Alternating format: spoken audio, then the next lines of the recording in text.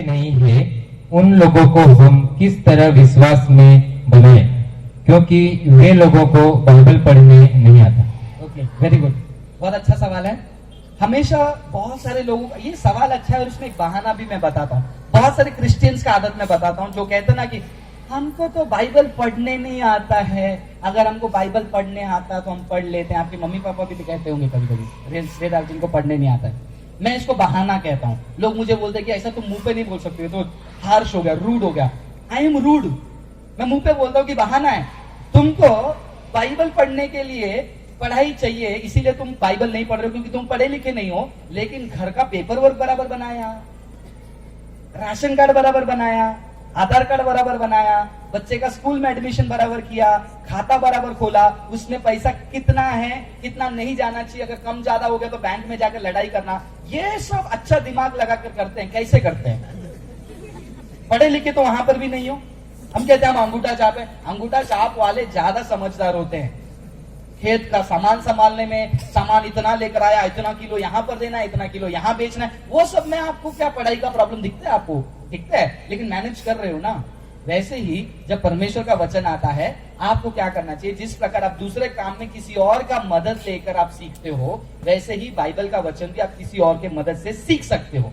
दूसरा, आपने जो सवाल पूछा है उसका जवाब देता हूं कि जो लोग पढ़े लिखे नहीं हैं, उनके लिए मैं मसीह का शुभ संदेश कैसे बांटूं, उनको मैं प्रभु में आगे कैसे बढ़ाऊं, यही सवाल है ना? यस। तो ये सवाल का जवाब ऐसा है, आप तैयार होकर आप उनको सिखाओ। जिनको बाइबल पढ़ने नहीं आता है, उनके पास मोबाइल फोन तो होता है मोस्टली, अगर नहीं है तो भी कोई बात नहीं। मोबाइल फोन है तो बहुत सारे मोबाइल्स में प्ले स्टोर होता है, उसमें जो है ऐप आता है ऑडियो बाइबल का। आप वो डाउनलोड करके दे देंगे, वो गाना तो सुनेंगे ना। अगर बोलेगी नहीं उनको गाना सुनने नहीं आता है, मेमोरी कार्ड में भी जो है आप पूरा ऑडियो बाइबल डाउनलोड कर सकते हो। नॉर्मल फोन पे भी उनको डाल के दे सकते हो। वो रोज रोज जो उसको ऑन करके नेक्स्ट नेक्स्ट करके वचन सुन तो सकते हैं ना, पढ़ नहीं सकते हैं, सुन तो सकते हैं। ये कौन करेगा?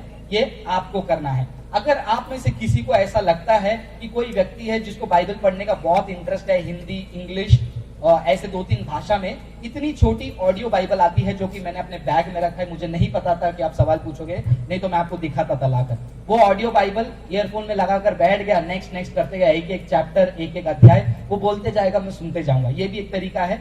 दूसरा, अगर आपके मम्मी पापा पढ़े लिखे नहीं है, क्या आप उनके लिए दिन में 1 घंटा या फिर आधा घंटा निकाल कर उनको बैठाकर आप उनके लिए बाइबल कम से कम पढ़ तो सकते हैं?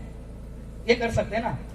नहीं, वो नहीं करेंगे, लेकिन हम गाएंगे, तेरे लिए मैं जान देने के लिए तैयार हूं यीशु मसीह। यीशु मसीह बोलेंगे जान पहला जान बाद में देना, पहला जा आधा घंटा निकाल, मम्मी को बाइबल पढ़ के सिखा।